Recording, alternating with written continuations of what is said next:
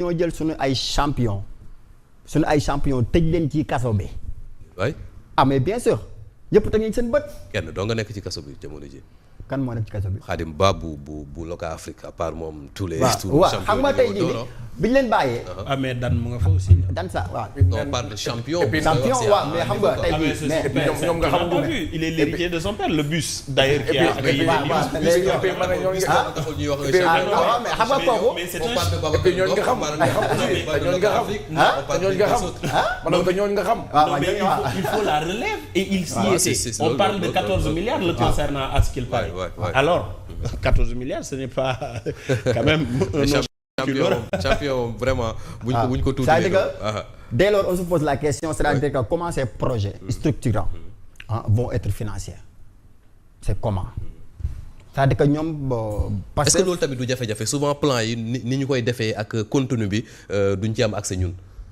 contenu bi c'est-à-dire que am accès c'est-à-dire que yow boo xoolee ba ci biir rek ni plan yi di doxee xoolal jëla problème gerte gi rek àll mi maa ngi nuyu de passage Edouard Thiey nga xam ni bon moo jiite woon au niveau de Kaffrine c'est-à-dire que nit ñi foofu ña fa nekk démb maa ngi seetaan benn vidéo benn maire mi ngi wax di alerter la doon wax mu ne waa vraiment doon rafetlu coupe bi nga xam ne moom la Sénégal jël kontaan ci loolu bëgg ci loolu dem ba jël exemple sur le président de la République ni moom mbay moo fay ay jàngam léegi nee na moom commencé fii teg ñi nga xam ne mbay moo fay seen jàng ñoom ñi nga xam ne peut-être ñoom bu ñu lekkee ñoom moo tax.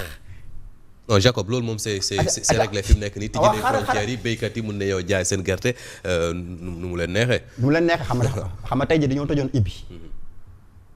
tëjoon ibbi. c'est-à-dire que incompétence boobu moom laa bëgg nit ñi sénégalais xam ko.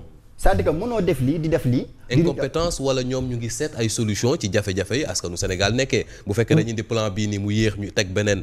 mu def ay jéego ñu indi beneen boo xam ne nag mooy dàbbali c'est à saluer. léegi nag fu ñu yaakaaree woon ni la solution qui sera homogène c'est là où tout devient trouble la solution elle n'est plus homogène elle est hétérogène c'est-à-dire que bu ñu demee bay wax solution di ut mais ban solution la ñu ut. moo tax ma ne la peut-être incompétence xamuñu fa manque de vision la manque de préparation la yàgg naa ko wax ci plateau yi ma ne mais Pastef il est né d'une frustration suivie d'une radiation mais c'est comme ça que Pastef est né léegi kooku bu ñëwee bëgg laa tegal indi la plan tey mu indi la bii suba mu indi la bee mais il est en train de tâtonner. Pastef c'est 4000 cadres. xam nga non renégocier waat contrat yeeg. non le mot n'est pas de trop je ne dirais pas 4000 cancres patentés. Je le dirais pas. Non, c'est 4000 cadres il faut pas. waaw dama ne je le dirais pas 4000 cancres patentés mais boo xoolee ba ci biir ni ñuy doxalee nga xam ni peut-être ñii incompétence bi ñu am ah. non monsieur Faye Abdou Mbaye moom daa waar. Abdou Mbaye moom daa waar. xam nga. non loolu moo n'est pas de trop bu fekkee. Abdou c'est un cadre boo xam ne vraiment c'est un leader né buy diriger. bu fekkee ça sonne un peu mal à l'oreille je retire. n'est-ce pas c'est bien moo gën n'est-ce pas mais du loo xamante ne peut-être. c'est-à-dire que lu ñuy woote. ak lu ñuy def mais da nga wax léegi Jacob lu am solo. mooy li nga xam ne mooy le secteur privé.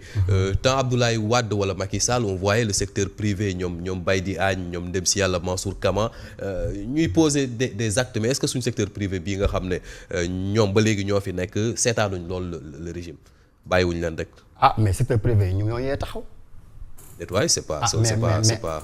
mais dinañ taxaw parce que la manière dont Pastef le régime Pastef est en train de dérouler là.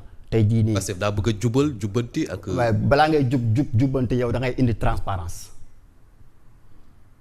yow ñàkk transparence mënoo ko doxalee ci sa biir réew nga bëgg a doxal yow c'est-à-dire que am na benn kilifa diine bu ko waxoon sookulu jubbanti mooy jub sookulu jubal ak jubbanti mooy jub. ñoom jub ne defaguñ fi dara. defuñu fi scandale yi ñu fiy dégg bari na monsieur Khalifa. scandale boobu ba léegi amuñu si dara loo xamante ne mi ngi fiy leer mais l'essentiel mooy ko yaag bari na ñi ñaa ngi koy tudd ñëpp léegi dafa dem ba doon slogan boobu sax dañ ko sàcc ci Cheikh Modou Kara moo doon naan dëggal jubal leeral ba pare ne yaatal tey jéggal tey jëllale mais c'est normal xam nga koo xam ne lañ war mais nag yaatal tey jëllale bi dañ ko si waroon boole yaatal tey jëllale ça me permet ma relancer la ci li Jacob li mu wax léegi mooy secteur privé bi bu fekkee yéen a ngi teg ay plan économique di tëju rek def ko présenter ko conseil des ministres après def voilà la présentation populaire te du ngeen impliqué ñi nga xam ne ñoom ñooy pourvoyeurs d'emploi ñi nga xam ne ñoom ñoo yor les chantiers ñoo yor les entreprises ñooy tax économie mën a dynamique est-ce que tey foofu du sooxe. bon Jacob nag xaw ma ko mais Jacob tey laa xam ne ko am fit la quoi. Jacob guerrier la quoi. bon waaw man dama koy baal damay dem directement dafa am juste lu ma ko bugg a laajte. mooy que ne peut-être nee na dañu wax jubal jubanti. mais en ces propos si je comprends bien jubal jubanti amu fi transparence amu fi si je comprends bien ma bëgg ko laajte ñaar wala ñett ñoo xam ne c'est des choses yoo xam ne amul transparence boo xam ne ma mun na ko firndal na ma ko citer bu dee am na. loolu jar est-ce que jar naa laaj ab.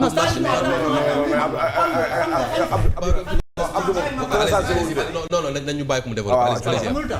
tey daf yóbbu na trop nga toog ne lii ak lii dama ne.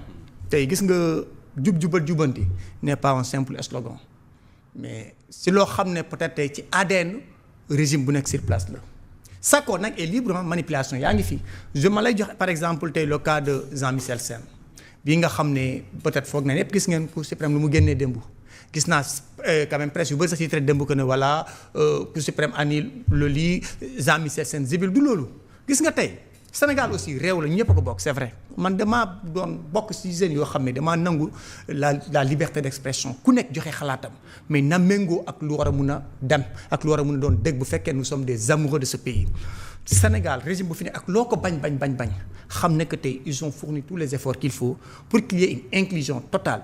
Vous me parlez du secteur privé, moi je suis dans le BTP xam naa lan la ñuy dund mais tey Khalifa parfois posons-nous la question ku yor volant bi ku yor moteur bi de quoi qu'il en gagne pour faire souffrir tey le secteur privé bi nga xam ne tey mooy socle principal du pays posons-nous la question amul benn impact daa fekk nag dëkk aussi boo bëggee mu dox am na loo xam ne il faut que ñu jooyanti ko te jooyanti boobu day dal ci man dal ci yow dal ci moom dal ci kenn ak keneen et nous devons avoir le courage comme ko président waxoon c'est un plat que nous avions commandé ñoo commandé plat bu weex boobu à la coulée ça va venir kii wax na ne Macky Sall dafa diriger fii ces 4 dernières années régime bu metti parce que dafa am parce que jeunesse yëpp àndut ak moom lu tax jeunesse yi àndut ak moom cette même jeunesse qui avait commandé ce plat ñun boo fu ma toog maa la gën a xam ne que y a des choses yoo xam ne ça fait mal mais nag bu ñu bëggee Sénégal baax il nous faut ce sacrifice pour mu tegu ci yoon wax naa ko le président en gagne rien pour gis tey par exemple le secteur BTP wala gis le secteur privé wala gis loo xam ne tey mooy principal ressource économique tey boo génnee privé Sénégal lan moo fiy dox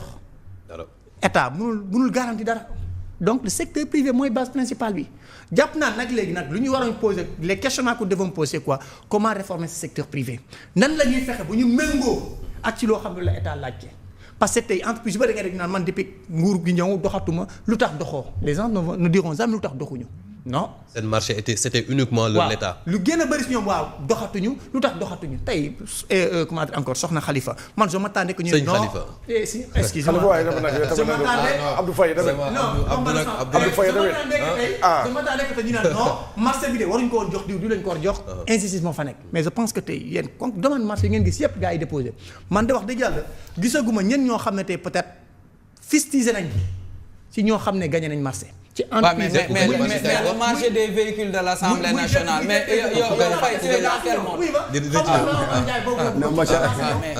Faye tu es dans quel monde damay wax dans le cadre général dama ne man si ñu ma gis yëpp muy ministère ak directeur général yi ma fréquenté foo dem doo mën a xàmmee am nga xam ne si dans le secteur BTP da ngay dem gis directeur général mu xamal ne carrément que ne fii concurrence moo fi nekk dem leen déposer te auparavant loolu amutoon fi mun nañu wax ne que tey les 95% des marchés si ay link la léegi nag te bu fekkee ne tey yow. loolu jeex na ci amatul mais si man loolu laa gëm loolu laa gis yow suñu Khalifa ñëw nga yor nga sa entreprise agrément wóor nga ne tey